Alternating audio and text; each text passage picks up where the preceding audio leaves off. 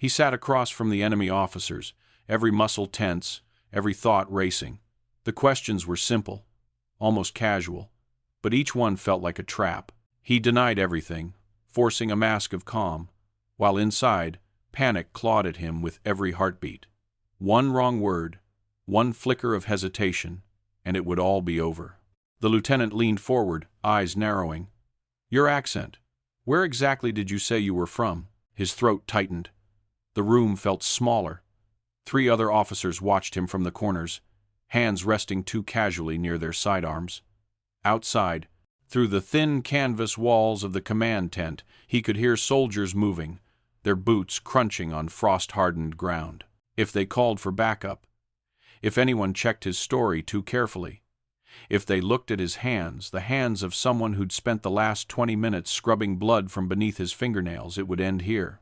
"Mühlhausen," he said, keeping his voice steady. "Just outside Frankfurt." "Sir."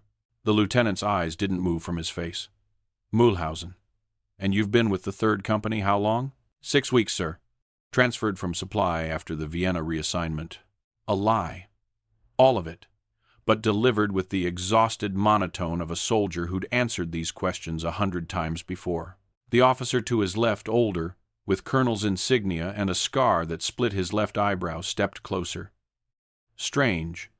I don't recall seeing you at morning formation." "I was on kitchen detail, sir. Started at 0400. "Kitchen detail." The colonel's voice was flat, skeptical. "And the duty roster would confirm this?" His heart slammed against his ribs. There was no duty roster, not one with his name on it, because his name wasn't supposed to exist in this camp.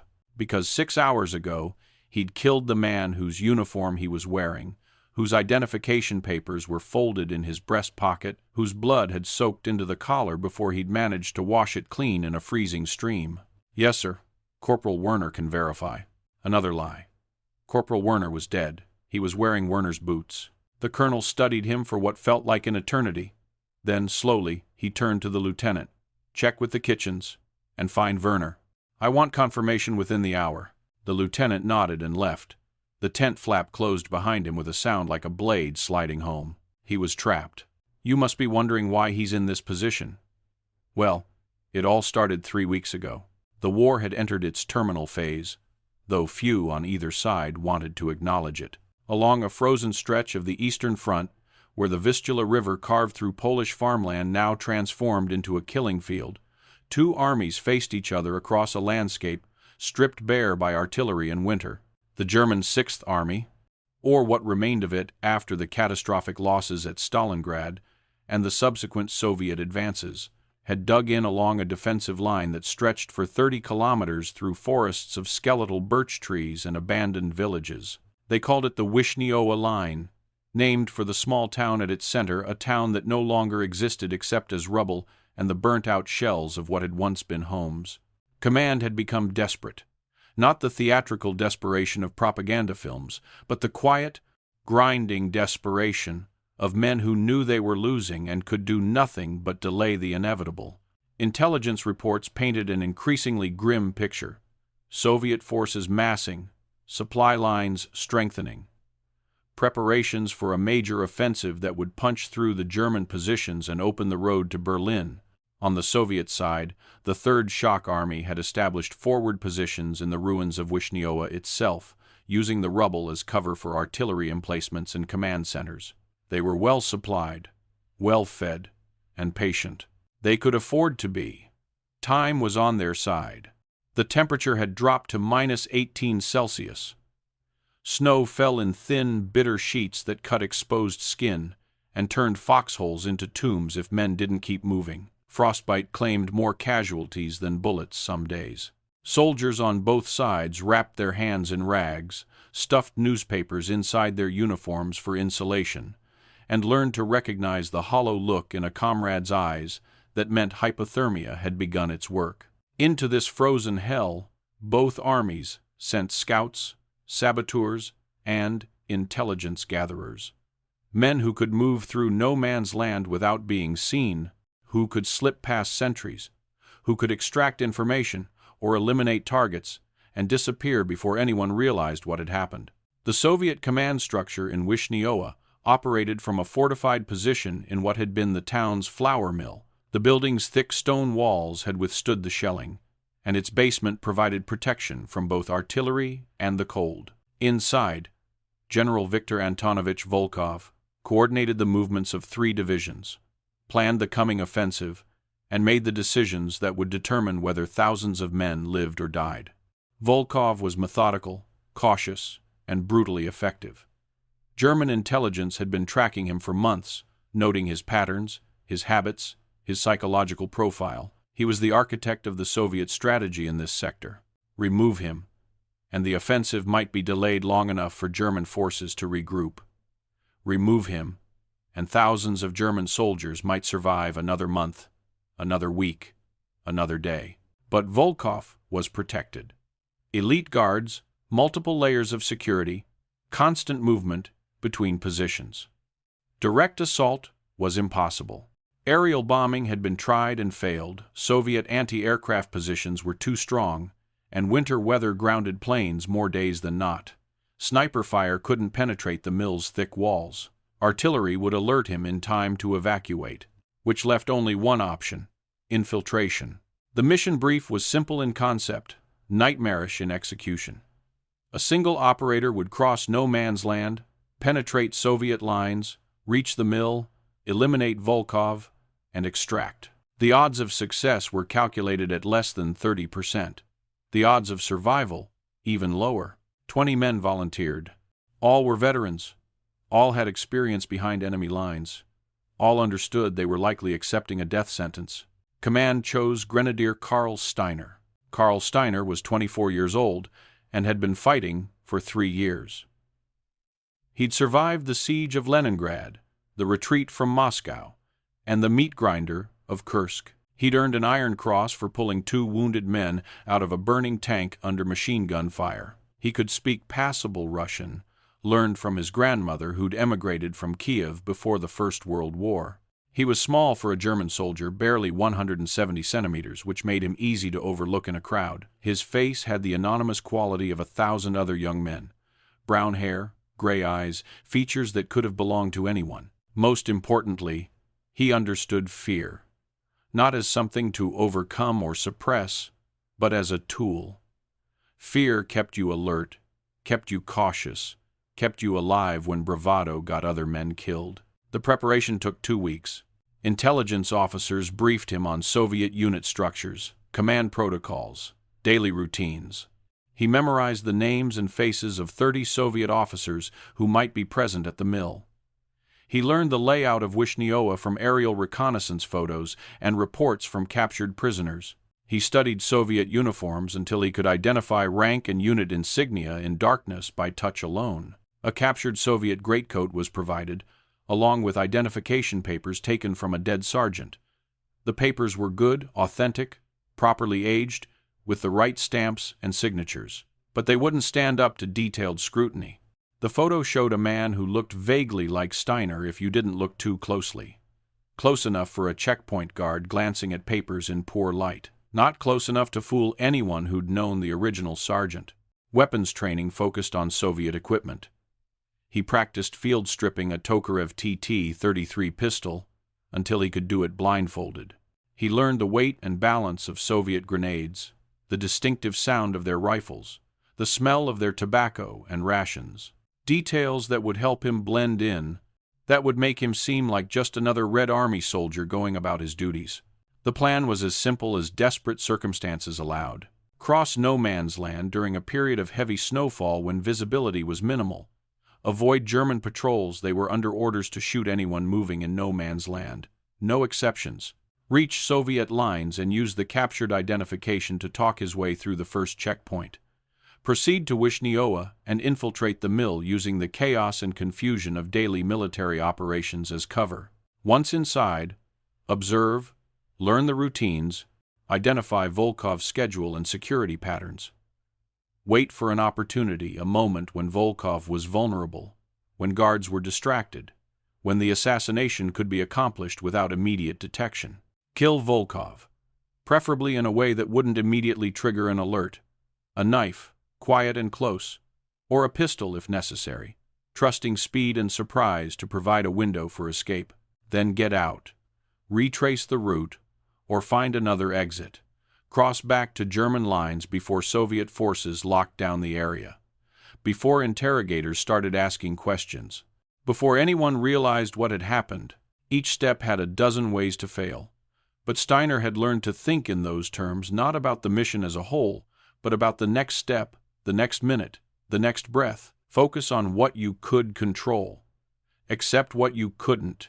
Stay alive long enough to complete the objective. On the night of February 3rd, 1944, as snow fell thick enough to reduce visibility to less than 10 meters, Karl Steiner crossed the German forward trenches and stepped into no man's land. The first 100 meters were the worst. No man's land was a lunar landscape of shell craters, frozen mud, and the twisted remains of previous battles. Tank hulks jutted from the snow like the bones of prehistoric beasts. Barbed wire formed tangled barriers that could shred a man if he moved carelessly. And everywhere, partially hidden beneath the fresh snowfall, were the bodies of those who'd crossed before and failed. Steiner moved slowly, testing each step before committing his weight. The Soviet identification papers were sealed in a waterproof pouch inside his coat. The Tokarev was loaded, but the safety was on if he tripped, and the weapon discharged. Every soldier within a kilometer would hear it. He'd painted his face with charcoal to break up its outline against the snow. His breath came in controlled, measured exhalations that minimized the visible condensation in the freezing air. Every 20 meters he stopped, crouched, and listened. Wind, the distant mutter of artillery to the south, the crack of ice expanding. Nothing else. A flare burst overhead, fired from the Soviet lines. Steiner froze, pressing himself flat into a shell crater as harsh white light flooded across the landscape. He could hear his heart hammering, but forced himself to remain absolutely still. Motion drew the eye. In the strange, shadowless illumination of the flare, any movement would betray him. Seconds stretched. The flare descended, swinging on its parachute, and finally guttered out. Darkness returned, like a curtain falling. He waited another full minute before moving again. The German trenches were already 300 meters behind him when he heard voices, Russian voices, casual conversation, punctuated by laughter. A Soviet patrol, moving along their forward positions. He dropped into another crater and pressed against its frozen wall, making himself as small as possible. Footsteps crunched past, perhaps 15 meters away.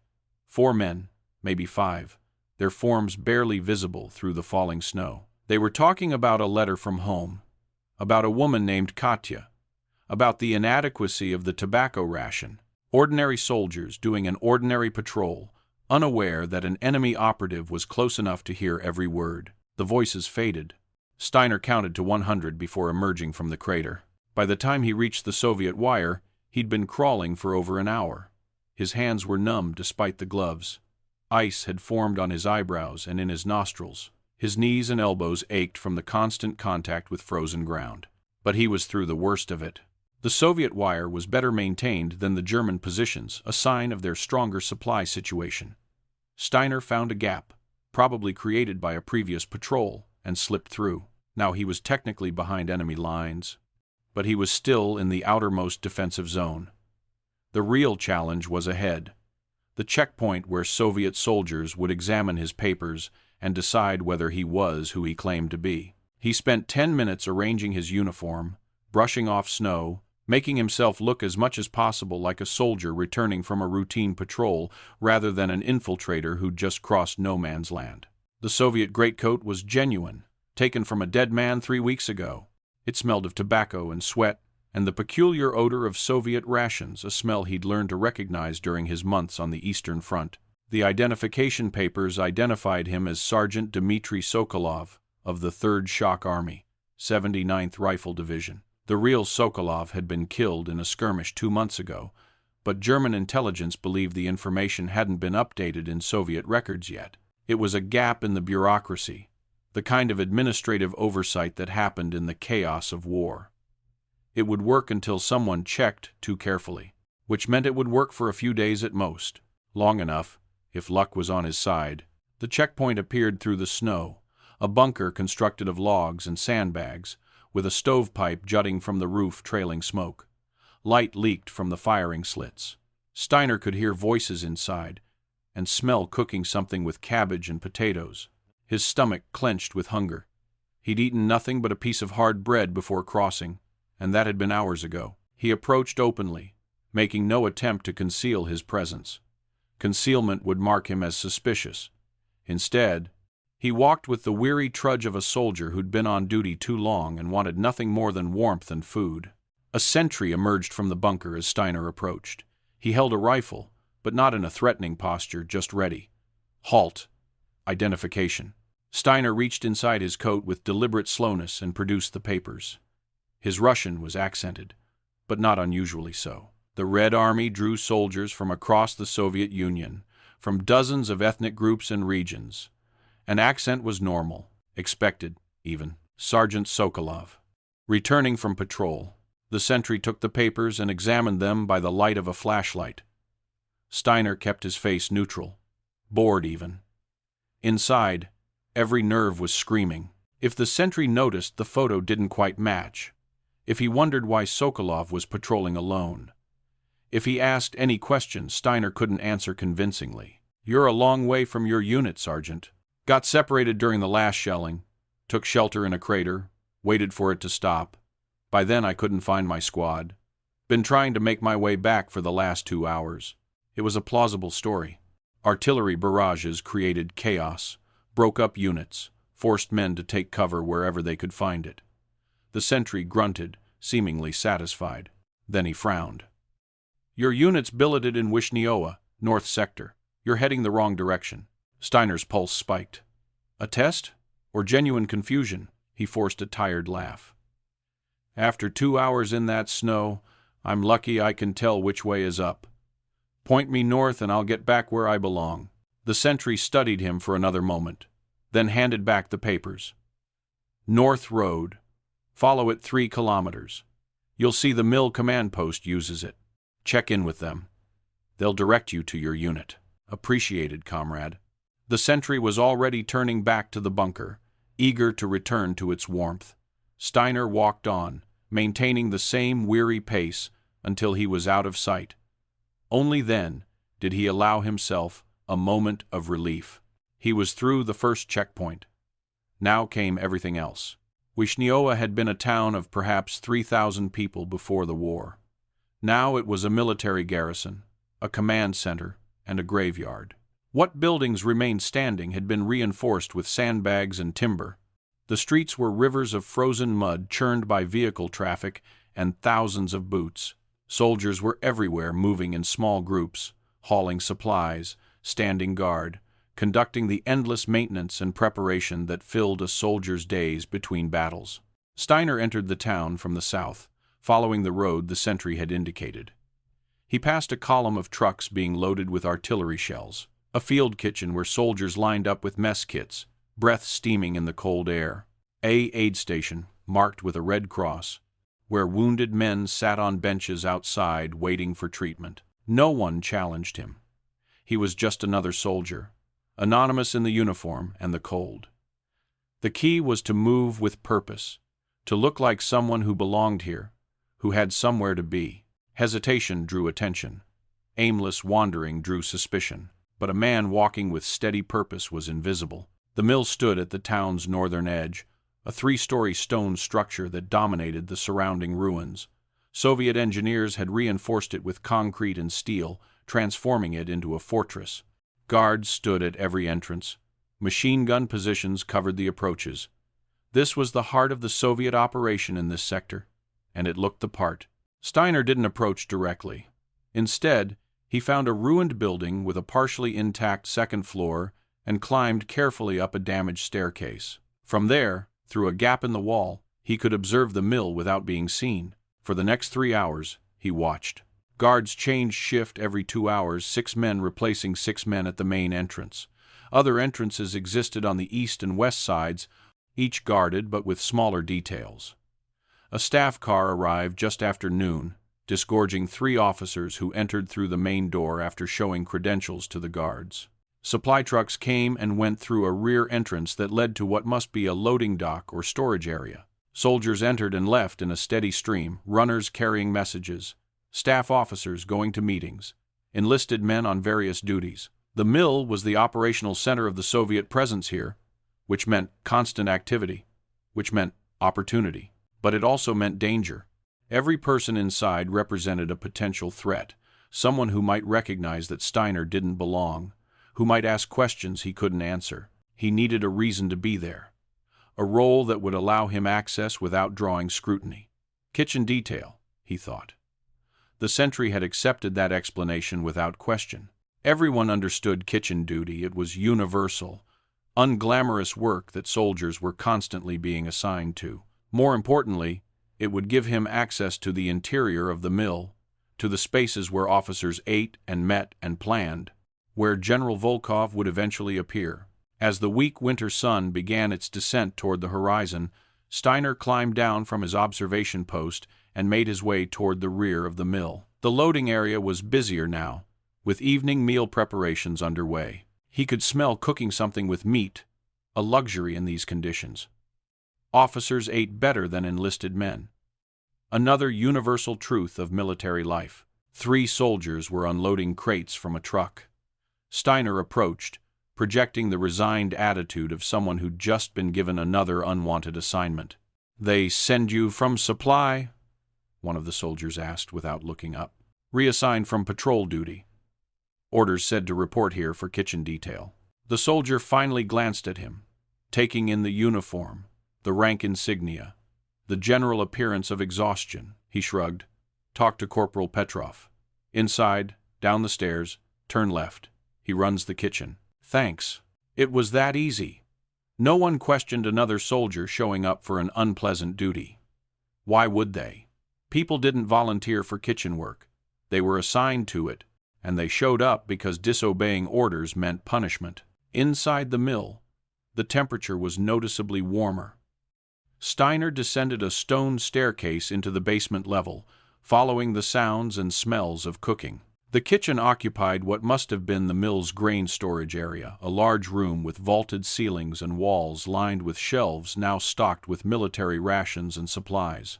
2 cast-iron stoves dominated the center of the space, both burning coal and radiating heat. 4 soldiers worked around them, stirring pots, chopping vegetables, arranging plates.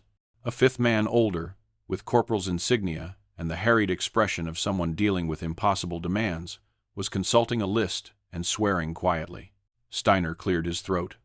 "Corporal Petrov?" The man looked up, irritated. "If you're here to tell me we're short on potatoes again, I already know. If you're here about the extra officers' mess for tonight, I already know that too. And if you're, I'm here to report for duty. Kitchen assignment." Petrov blinked. "Since when?" "Since about an hour ago. Got pulled off patrol, told to report here." The corporal's irritation transformed into relief so profound it was almost comical. "You've worked kitchens before?" 3 months in Kiev. Another 2 at the supply depot in Minsk. More lies, but delivered with the casual indifference of truth. Petrov didn't care about the details. He cared that another body had appeared to help with the work. "Perfect. We're short-staffed and they're bringing in 8 senior officers for a planning session tonight. Full meal, multiple courses.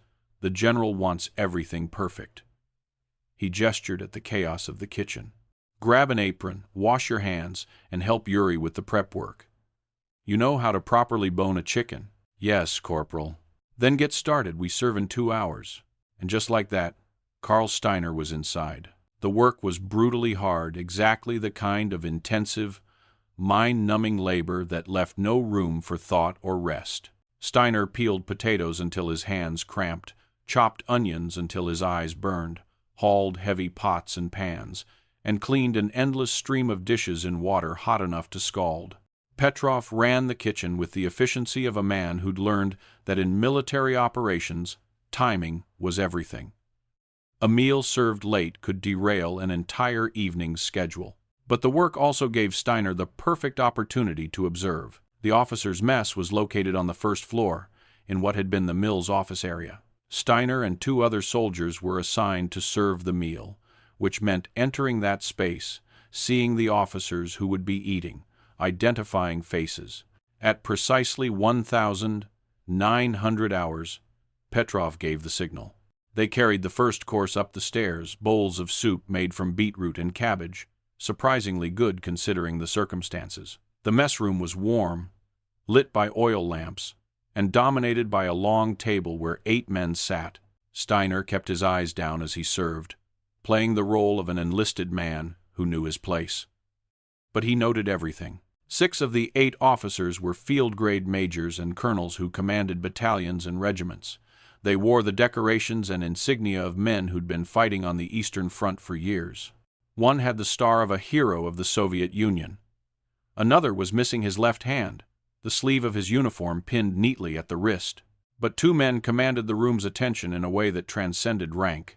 The first was a lieutenant general, young for his rank, perhaps 40, with prematurely gray hair and the intense, focused expression of a man who lived for his work. He sat at the head of the table, and the other officers deferred to him reflexively. General Volkov. It had to be. The face matched the photos Steiner had memorized, though the man looked older in person, more worn by the weight of command. The second man was a civilian, though he wore a military-style jacket.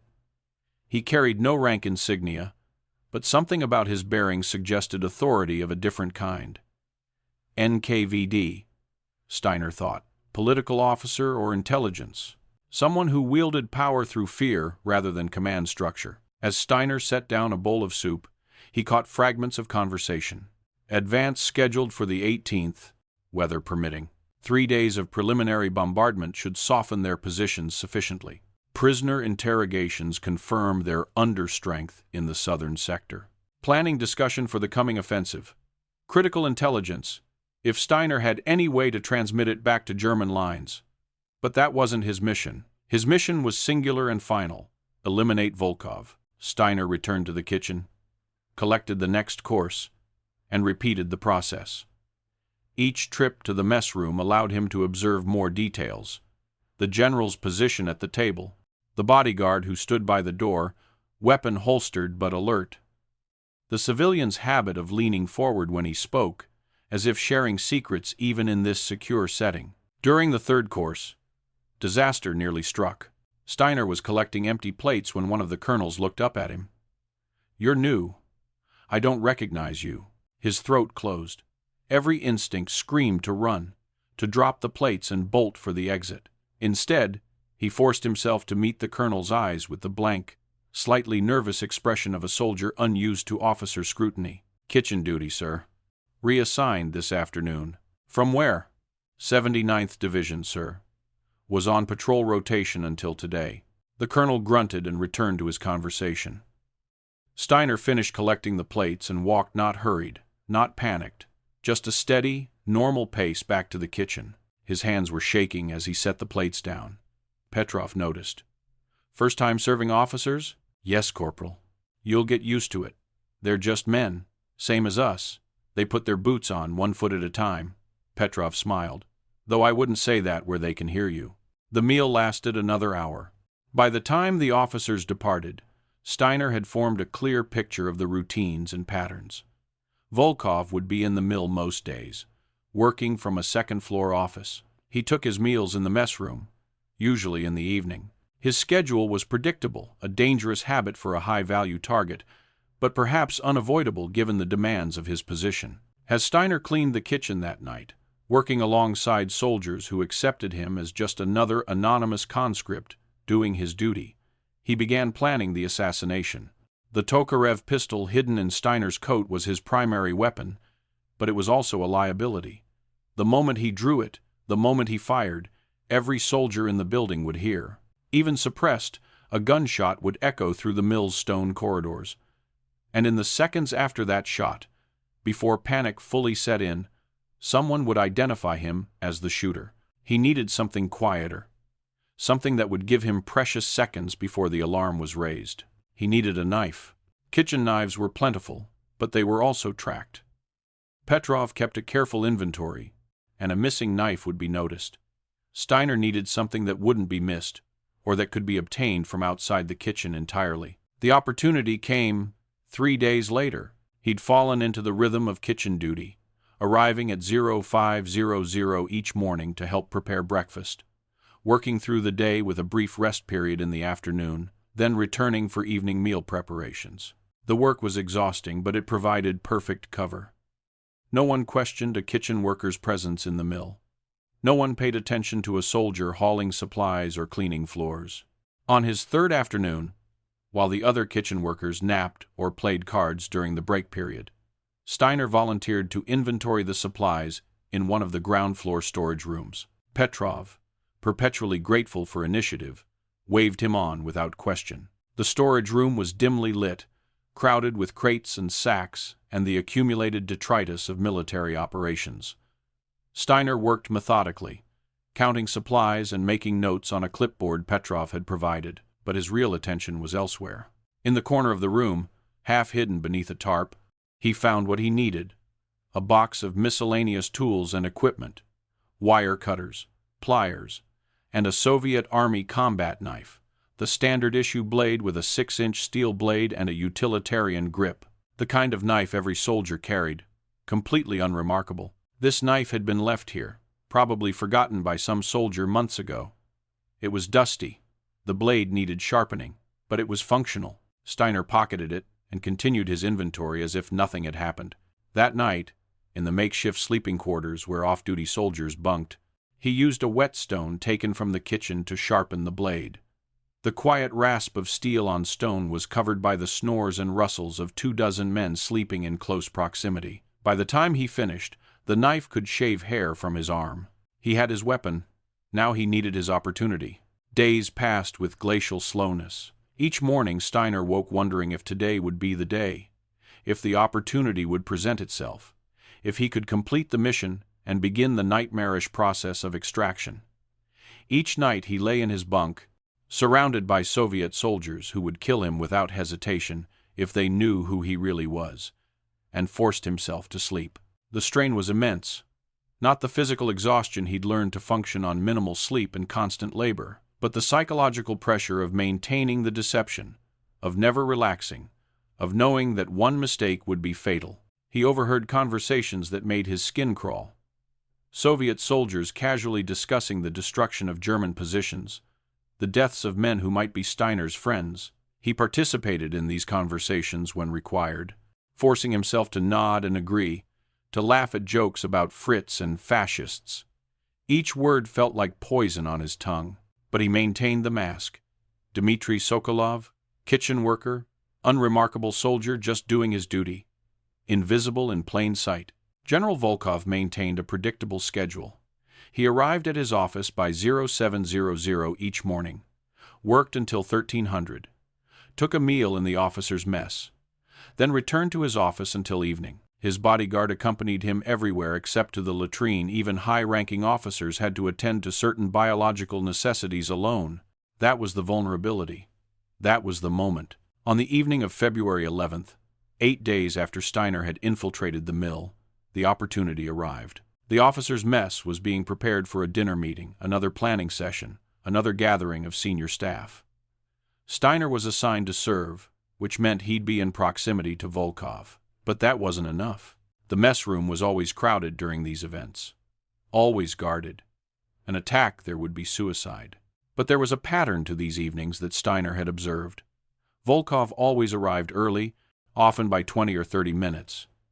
He used that time to review documents in his office, located on the second floor at the end of a corridor that connected to a private stairwell, a stairwell that also accessed the latrine facilities.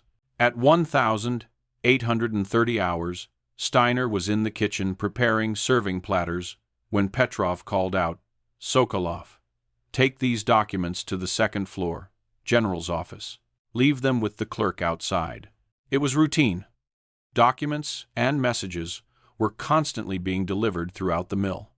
Steiner took the folder and climbed the stairs, his heart beginning to accelerate. This might be it. This might be the moment. The second floor corridor was empty except for a clerk sitting at a small desk outside Volkov's office. Steiner delivered the documents, received a distracted nod, and turned to leave. As he did, he heard a door open behind him. Volkov emerged from his office, alone, and walked toward the latrine. No bodyguard, no witnesses, just the general and the clerk 20 meters away with his back turned. Steiner kept walking, descending 3 steps of the stairwell. Then he stopped, pressed himself against the wall, and waited. His hand found the knife in his pocket. Seconds ticked past. 15, 20, 30.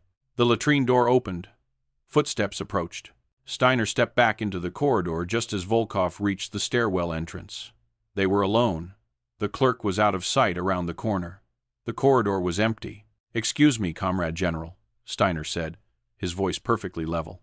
Volkov glanced at him, mildly annoyed at being addressed by an enlisted man, and began to respond. Steiner's hand shot out, clamping over the general's mouth.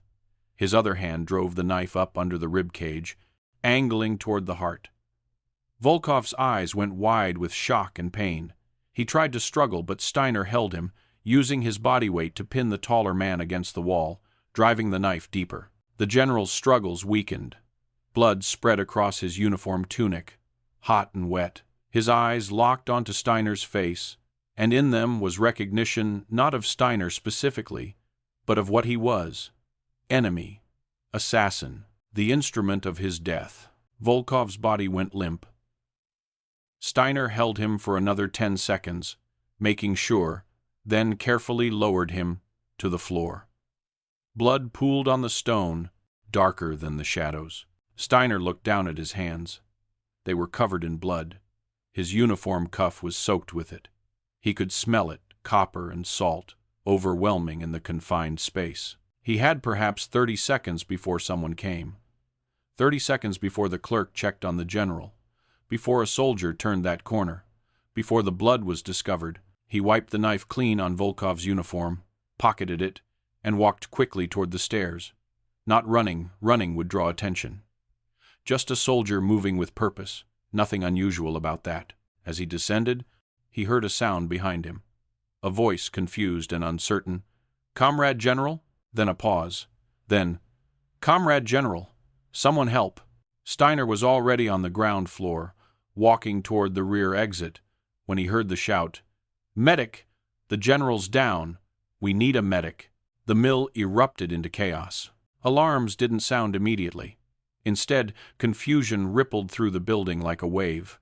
Soldiers stopped mid-task, looking around for explanation. Officers emerged from rooms demanding to know what was happening. The word spread in urgent whispers: the general. Something's happened to the general. Steiner was in the kitchen when the chaos reached its peak. Petrov stood at the bottom of the stairs, listening to the shouting above, his face pale. "What's going on up there?" One of the other kitchen workers had run up to investigate, and now returned, breathless. "It's the general. He's been killed, stabbed. They're locking down the building." Petrov's mouth worked soundlessly for a moment. Then, "All of you, stay here. Don't go anywhere. They'll want to question everyone." Steiner forced himself to sit on a stool, to look as shocked and confused as the others. His uniform cuff was damp with blood, but in the poor light of the kitchen, it could be mistaken for water or grease.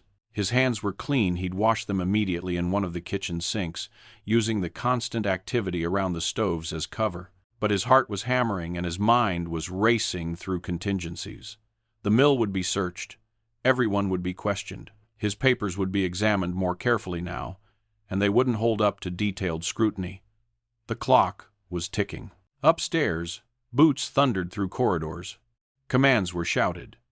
The NKVD officer Steiner had seen at the dinner what was his name. Kozlov. Someone had called him, was coordinating the response. His voice cut through the confusion like a blade.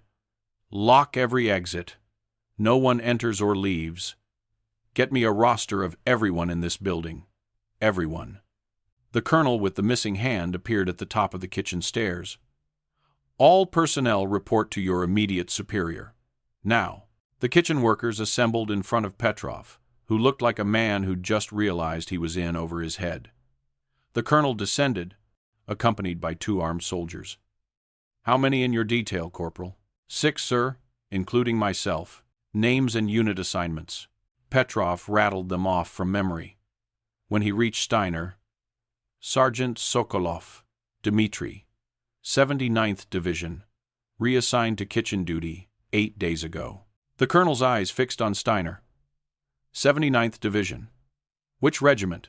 216th Rifle Regiment, sir. The information came from Steiner's forged papers, but he delivered it without hesitation. And your company commander? Captain Volkov, sir. A common name. A calculated risk. The colonel's expression didn't change, but something flickered in his eyes. Wait here. He climbed back up the stairs. Steiner could hear him conferring with someone in low tones.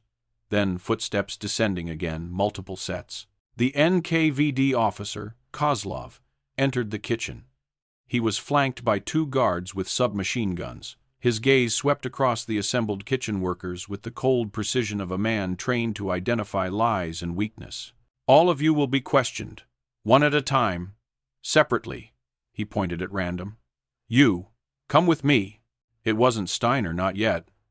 But it would be.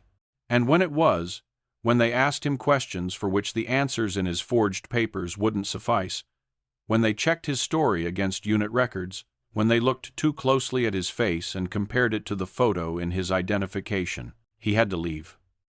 Now, but the exits were guarded. The mill was locked down.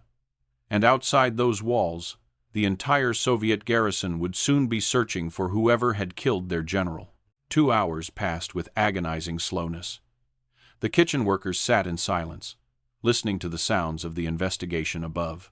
Occasionally a soldier would descend the stairs to fetch something or deliver a message to Petrov. The tension was unbearable. 3 of the kitchen workers had already been called upstairs for questioning. None had returned. Were they being held, arrested, or simply kept separate to prevent them from coordinating their stories? Steiner used the time to observe, to plan. The kitchen had 2 exits, the main stairwell leading to the upper floors, and a service entrance that opened onto the loading area. The service entrance was guarded. Steiner could see the silhouette of a soldier through the gap beneath the door. But guards could be distracted. Situations could be created. The opportunity came when Petrov received orders to prepare tea and bread for the officers conducting the investigation. Sokolov, help me with this. They worked quickly, boiling water on the stove, arranging cups and a plate of dark bread. Steiner's mind raced. Once this delivery was made, he'd likely be called for questioning. He had minutes, perhaps less. As Petrov arranged the tea service on a tray, Steiner moved toward the shelves where cooking oil was stored in large glass bottles. His hand closed around one bottle's neck. Corporal, which cups do the officers prefer? Petrov turned to answer, and in that moment Steiner let the bottle slip from his fingers. It hit the stone floor with a spectacular crash. Glass shattered. Oil spread in a wide, slick pool. The sound was loud enough to make everyone jump, loud enough to draw attention. Damn it, Sokolov! Petrov rushed forward, trying to keep the spreading oil from reaching the stoves. The other kitchen workers scrambled to help, grabbing rags, trying to contain the mess. In the confusion, Steiner backed toward the service entrance. The guard outside would have heard the crash. In 3 seconds, maybe 4, he'd open the door to investigate. The door swung inward. The guard's face appeared, looking past Steiner toward the chaos of the spilled oil. What happened? What? Steiner's knife took him in the throat. No hesitation, no warning. The guard's eyes went wide and he clutched at the wound, blood pumping between his fingers. Steiner caught him as he fell, easing him to the ground to minimize noise, then dragged him inside and pushed the door closed. The entire sequence took less than 5 seconds. And in those 5 seconds, Steiner committed himself to a course of action that left no room for retreat. Petrov was shouting about cleaning supplies. The other workers were focused on the spreading oil. No one had seen. Not yet. Steiner stripped the guard's greatcoat off and pulled it on over his blood-stained uniform. It was too large, but it covered the evidence. He took the guard's rifle, a Mosin Nagant, familiar weight, and slung it over his shoulder. Then he stepped outside into the frozen night. The loading area was lit by a single electric bulb. 2 trucks were parked nearby, but no other soldiers were visible. Steiner walked quickly but not frantically toward the shadows at the edge of the compound. Every instinct screamed at him to run, but running would mark him as guilty. Behind him, someone shouted. Had they found the guard? Or Petrov, checking on the accident? Had he noticed Steiner's absence? Steiner ducked between two buildings, pressing into the darkness. His breath came in sharp gasps. The rifle was reassuring, but also a problem if he used it. Every soldier in Wishniowa would converge on the sound. He needed to get out of the town, get beyond the Soviet perimeter, get back to no man's land where he could use the darkness and the terrain to his advantage. But the town was on full alert now. He could hear whistles, shouted commands, the sound of soldiers mobilizing. Searchlights were being set up, sweeping across the ruins and roads. Steiner moved from shadow to shadow, using the ruins as cover. A patrol passed within 10 meters, 4 soldiers moving quickly, weapons ready. He pressed himself into a bombed-out doorway and held his breath as they passed. The southern checkpoint, the one he'd entered through 8 days ago, was ahead. But it would be reinforced now. Every soldier on high alert, every person leaving, subjected to intense scrutiny. He needed another route. To the west, beyond the last ruins of the town, was a section of the perimeter where the defensive wire ran along the edge of a frozen stream. During his initial observations, Steiner had noted that the wire there was less well maintained, the guard positions more spread out. It was farther from the German lines, which meant a longer journey through no man's land, but it offered his best chance. He circled through the ruins, moving slowly, checking every corner before committing. Twice more he had to freeze and hide as patrols passed. The search was intensifying. They knew someone had killed the general and escaped. They knew the killer might still be in the area. A searchlight beam swept across the building Steiner was using for cover, and he saw his shadow thrown grotesquely against the wall. He waited, motionless, as the beam passed.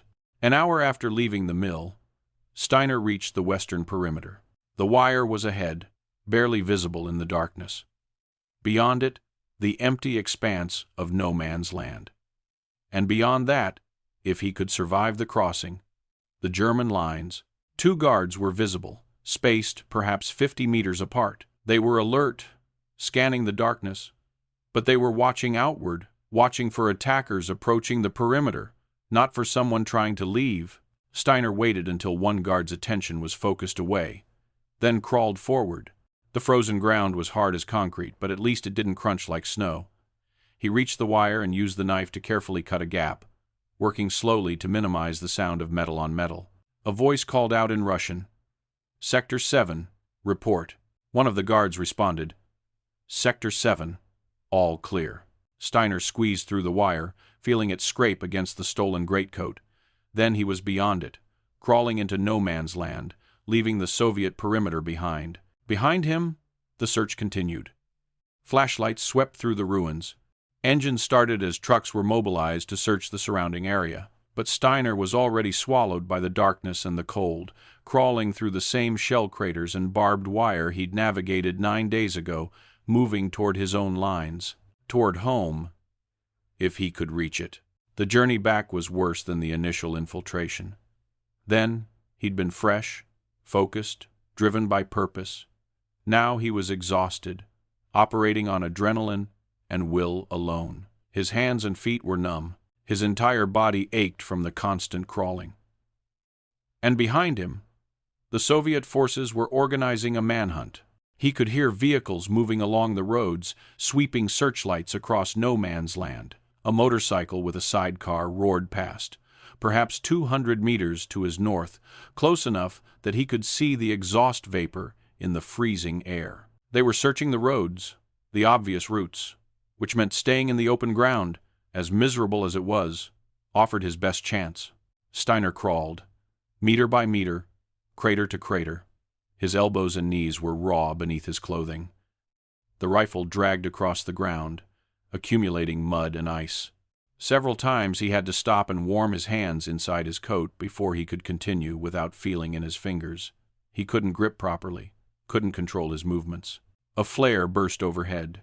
He froze, pressing into the bottom of a shell crater while light flooded the landscape. Seconds stretched. His breath was visible, steaming in the cold air. If anyone was watching, if the light caught him, the flare died. Darkness returned. He continued. The German wire appeared suddenly, or rather, he became aware of it when his hand brushed against cold metal. He'd been crawling for so long, focused only on the next meter, that he'd lost track of distance. But this was German wire, which meant he was close. Close also meant dangerous. German sentries would shoot at anything moving in no man's land. He couldn't call out, his voice would carry, would alert Soviet forces. But he also couldn't just crawl through the wire. He needed to identify himself. He waited until he saw movement ahead, a German sentry shifting position in a trench. Then, carefully, he took off the Soviet greatcoat and left it behind. Beneath, his German uniform was dirty and blood-stained, but recognizably German. He called out in German, keeping his voice low. "Friendly. Coming in. Don't shoot." The response was immediate. Multiple rifles trained on his position, voices demanding identification. Grenadier Steiner, Operation Habicht, don't shoot. Operation Habicht Hawk, the code name for his mission. The sentries would have been briefed to expect his return, though they probably thought he was dead by now. "Advance slowly, hands where we can see them." Steiner complied, crawling forward with his hands extended. Exhaustion made his movements clumsy. He reached the wire and a soldier cut it, creating a gap. Hands grabbed him, pulled him through, and suddenly he was surrounded by German soldiers, all pointing weapons at him. "It's really him," someone said. "I'll be damned. He actually made it back." An officer appeared, a lieutenant, young and skeptical. Identification. Steiner reached inside his coat with numb fingers and produced his German papers. The lieutenant examined them by flashlight, comparing the photo to Steiner's face. Finally he nodded. "Get him to the command post. The major will want to debrief immediately." They helped Steiner to his feet. His legs barely supported his weight. Someone offered him a flask of schnapps and he drank, the alcohol burning his throat but bringing welcome warmth. Someone else draped a blanket over his shoulders. As they led him toward the rear positions, Steiner looked back across no man's land. Behind him, in the direction of Wishniowa, searchlights still swept the darkness. The Soviets were still searching. But they were searching for a ghost. Steiner was already beyond their reach. In Wishniowa, the investigation continued through the night and into the next day. NKVD officer Kozlov coordinated the effort with methodical fury. Every person in the mill during the assassination was questioned, their stories examined for inconsistencies. The kitchen workers were interrogated repeatedly, their backgrounds checked against unit records. It was during this process that discrepancies emerged. Sergeant Dmitry Sokolov of the 79th Rifle Division, 216th Regiment, had been killed in action 2 months prior. His death had been recorded, his identification papers returned to administrative services.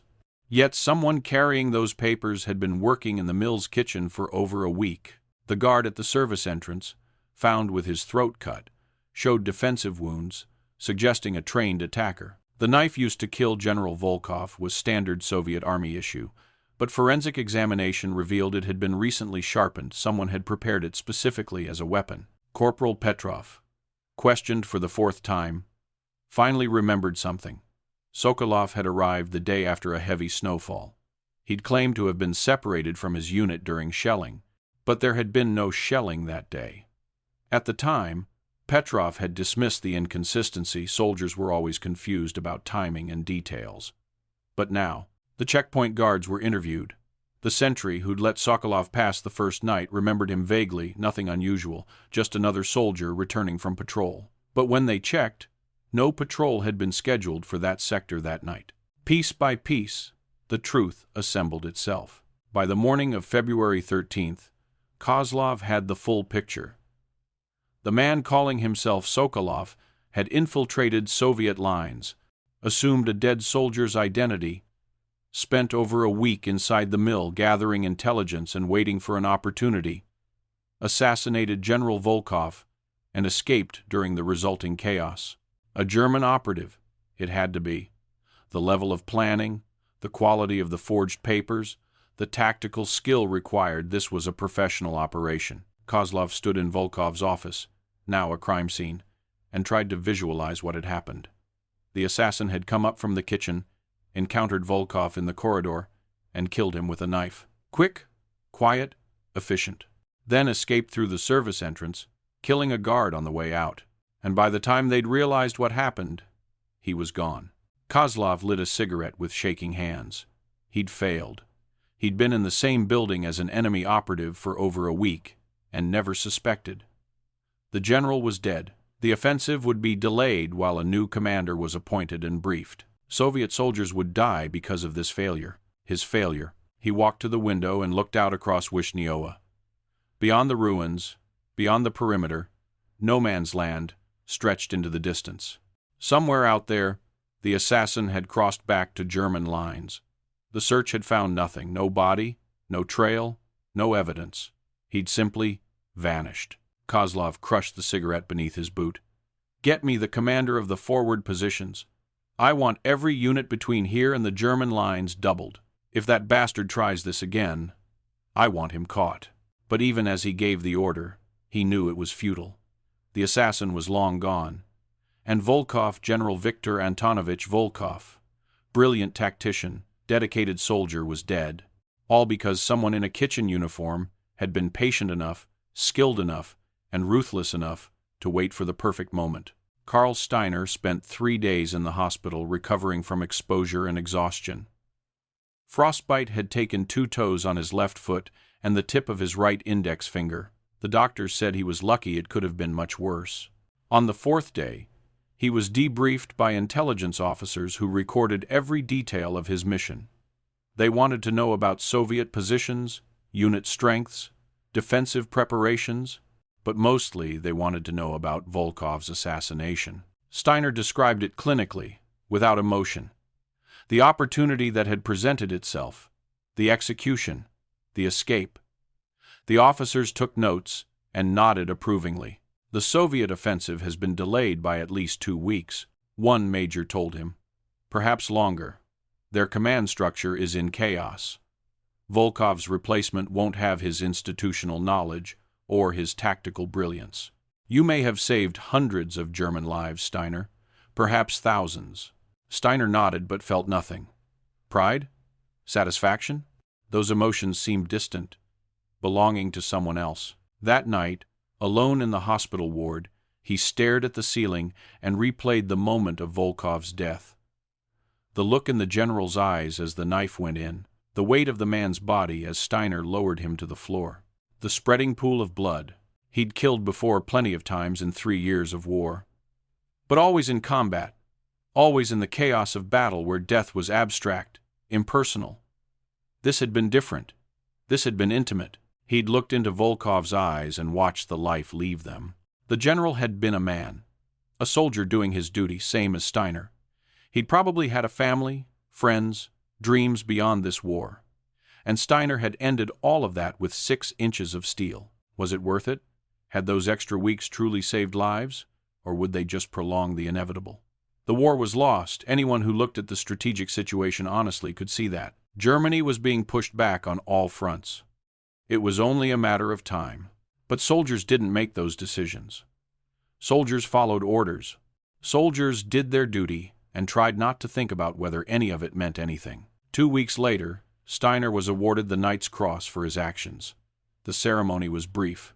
The medal hung around his neck by a colonel who read the citation in a monotone voice. Other soldiers stood at attention, applauding politely. That night, Steiner returned to the front. Not to infiltration missions, his face was known now, his methods exposed. Instead, he rejoined his regular unit and fought in the conventional way. Trenches, artillery duels, desperate defensive actions as Soviet forces gradually pushed westward. He survived the war. Barely. When the end came in May 1945, he was in Berlin, part of the final defense, surrounded by the rubble of a broken city and a shattered regime. In the decades that followed, he rarely spoke about his war experiences. The infiltration mission, the assassination, the escape, it all remained classified information, buried in military archives. Only a handful of people knew the truth. But sometimes, on cold winter nights, He would wake from dreams of frozen landscapes and blood on stone floors. And he would remember the weight of a knife in his hand, and the look in a dying man's eyes, and wonder if any of it had mattered at all.